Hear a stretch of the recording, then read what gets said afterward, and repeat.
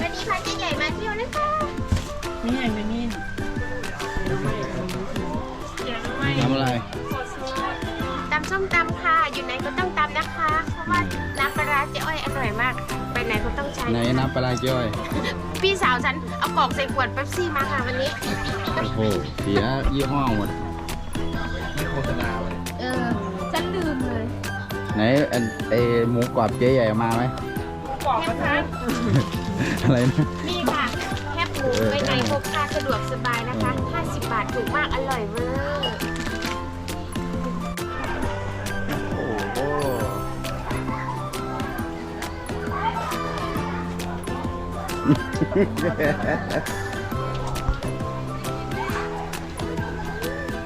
กินอะไรกัน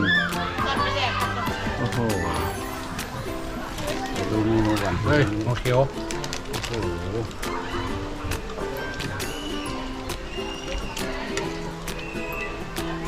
กินข้าวต่างจังหวัดตัวนี้นี่มายืน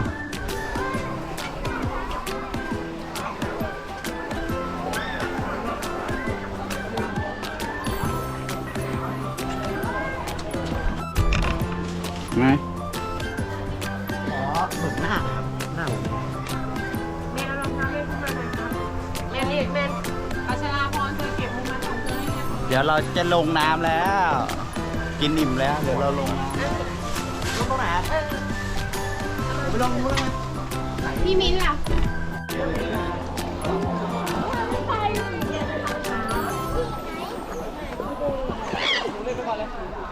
ไม่มาเสียตังค์อย่างเงี้ยเข้าเขาจะนั่งอกผู้ชายคือไปไกลไม่ได้ไปไม่มีใครเอาเลย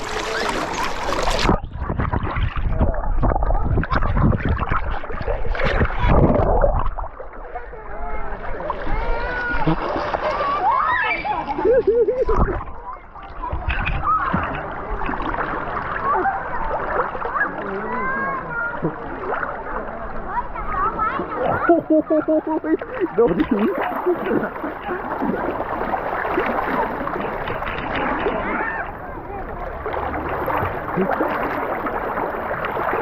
สายขาดเลยโอ้โหนาฬิกาดูสายขาดเลยเว้ยโดนน้ำว่านาฬิกาเพราะสายขาด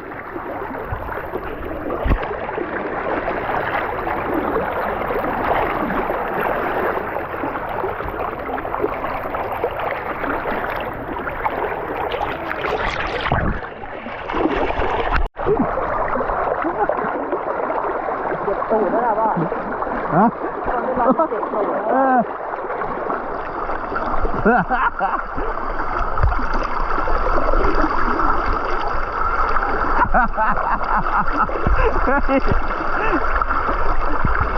นาฬิกาหลุดเหรอนาฬิกาดีนะมันอยู่ในไอ้ใต้น้ำนะเนี่ยพ่อไปคว้ามาได้เฉยเลย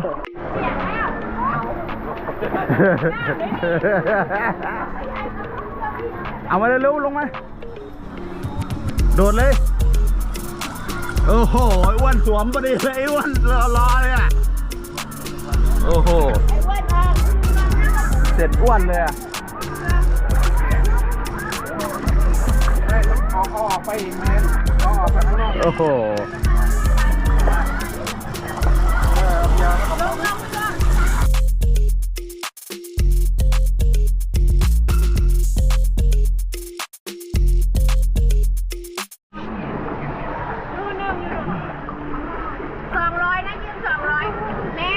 เอาห่วงเส้นนะฮะว่าอะไรนะพี่มิ้นนั่งด้วยฮะพี่น้องแล้วก็แม่นึงไหนอันนั้นกินเย็นจังไหนล่ะอันนั้นเนี่ยเชือกเส้นละ20 บาทพี่ดูอะไรโอ้โหบรรยากาศจังดีสดใสโอ้โห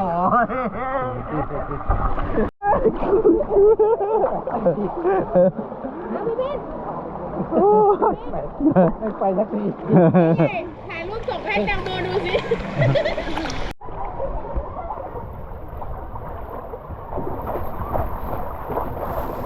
ม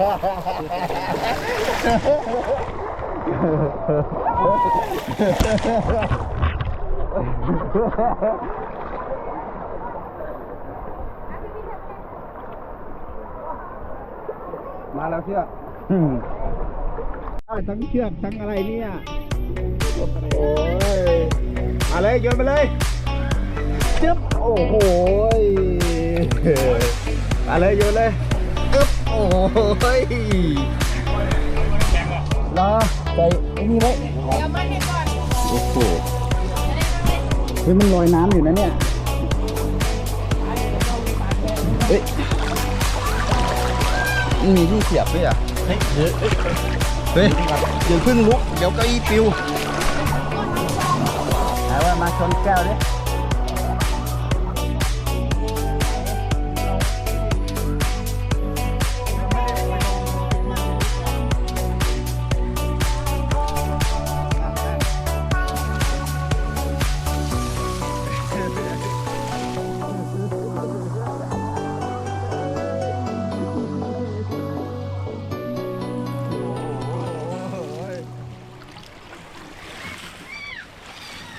มันดี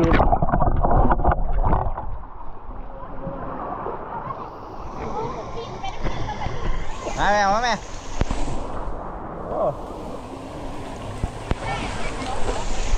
เอาถ่ายยังเฮ้ยมาดิถ่ายวิดีโออยู่เนี่ยเดี๋ยวแป๊บนึงเฮ้ยติดแกเบียร์ไม่เย็นเลยอ้าวมันเป็นวิดีโอมาเมื่อไหร่โอ้โหเข้ามาเป็นขโยงเลย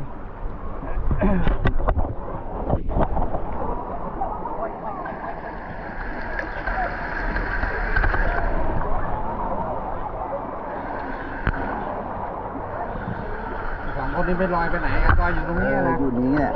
ไปขึ้นไปข้างบนก็ลอยลงมาเหมือนเขาเนี่ยเกาะกลุ่มกันมาเนี่ย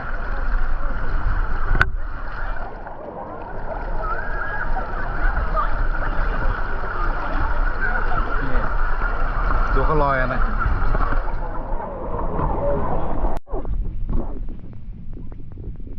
ดูกีฬาหอบสิดูกีฬาไปถ่ายไปถ่ายอยู่เนี่ย ใช้สมาธิอยู่นะ ใช้สมาธิอยู่นะคะ ระวังมือนะระวังมือทุกทีนี่ เขาถ่ายกันด้วยนะเอาดูกล้องด้วยไม่ดูกล้องเลยโอ้ยร้องเลยร้องโอ้โหเดี๋ยวเขาดูไปเอานี่มานั่งนี่มานั่งตัวเล็กนี่เดี๋ยว ลองไปเลยก็เหมือนไม่ ตัวนี้นะไม่พี่รองแกน้ำหนักเยอะนี่ตอนนี้นะคะเราอยู่กันที่นครนายกนะคะสวนลุงเล็ก อย่าไปข้างในก่อน น้ำเย็นมากโอ้ยเย็นไม่ไหว นั่ง นั่งดีๆนะทำเก้าอี้ดีๆก่อน จับตัวใหญ่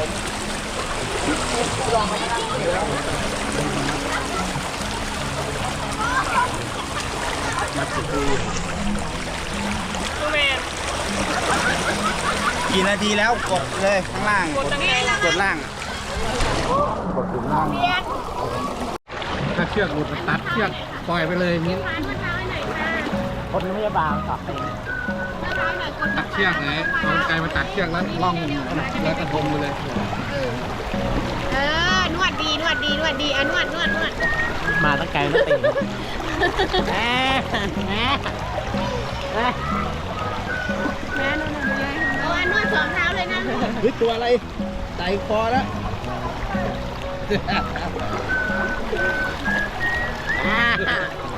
รับนวดเท้าให้เจ๊ใหญ่หน่อย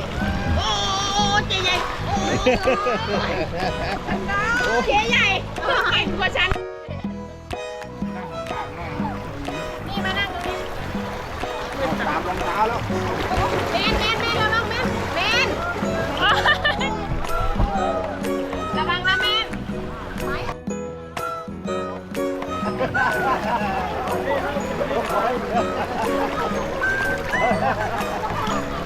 เขาไปเดี๋ยวกันเลย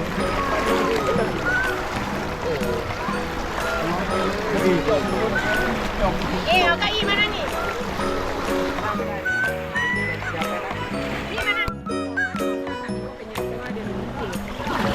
ระวังหน้าเด่นน้องเบียร์เนี่ยน้องมูพอหิว ขาวเลย นี่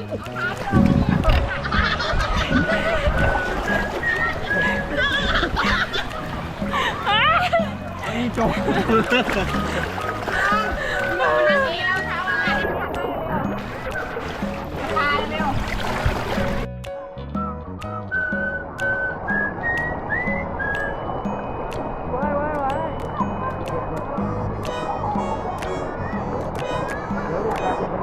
พี่ว่ามันเบาที่ไหนมันแรงนะ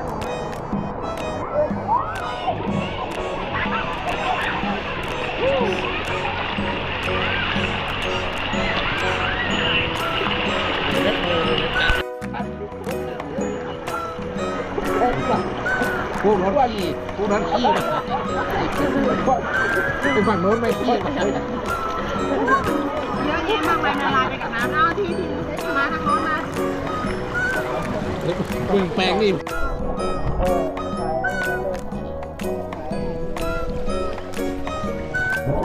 เฮ้ยงูอะไรวะเนี่ย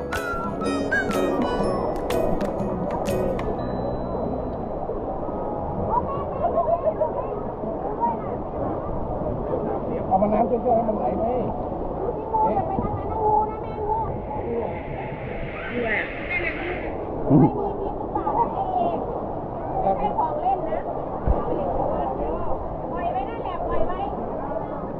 มันพันด้วยแล้ว มันก็กลัวจมน้ำเหมือนกันแหละดูแล้วเนี่ยโดนยิงแล้วจะขี้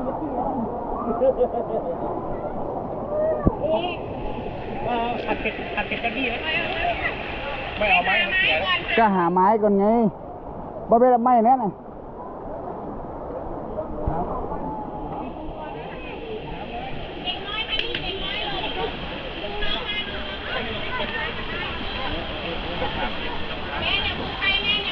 โอ้ยแมงมุมอีก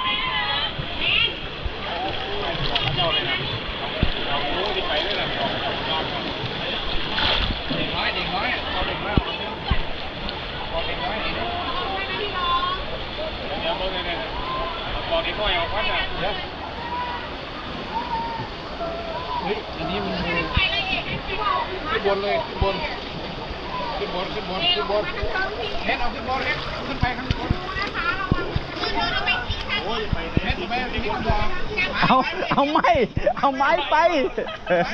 เอาไม้ไป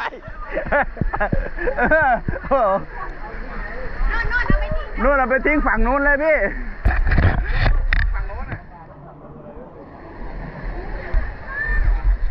ได้แล้วกล้องต้องยกข้างเทิงหรือ ยกข้างล่างกล้องต้องยกข้างเทิงหรือยกข้างล่างได้จับมาได้แล้วนี่มาเข้าได้นี่โอ้ดีว่าแล้วพี่สายบอกเข้าไปมาใส่เกาะว่าได้ยังเกาะนี่หาอะไรหรือสีสะเก็ดเกาะสุรินทร์บอก เขาจะเอาเบียร์มาแลกกู อ๋อนึกว่าบอกให้จับพี่เขาก็บอกว่าไหวแม่น เน้นเอาให้น้าก็หน่อยเอา หนูก็เข้าใจบอกว่าบอกให้จับพี่เขาไม่เขาก็ไม่ได้ ตื่นเขาด้วย มาแม่อ่านมาแม่มาสัมภาษณ์แน่ให้สัมภาษณ์แน่มาเร็ว ไอ้กูอยากกิน ไอ้มาแต่จังหวัดใดก่อนมาจากสุรินทร์ไอ้ซื้อยัง ไอ้ชื่อโอ๊ก บอก แม่น อยู่ปอไหนแล้ว ข้อหนึ่งค่ะ ป้อหนึ่งมีผู้สาวหรอบอก บอก บอกโสดวันนี้ฮะโสดบอกขัดผู้สาวจีบได้อยู่บอก บอก เอ้าเพื่อไป ไม่ได้โซน อ๋อ มักพี่มินแน่เลยฮะเนี่ยชื่อพี่มินนะโอ้ยยินบอกเลยบอก จะอยู่ในวิดีโอบอกสัมผัสมาเร็วเป็นจังไดมวนบ่นี่ฮะเอามวนต่อ แม่พาวลูกน้องเธอนี่ดิแม่ดีมาก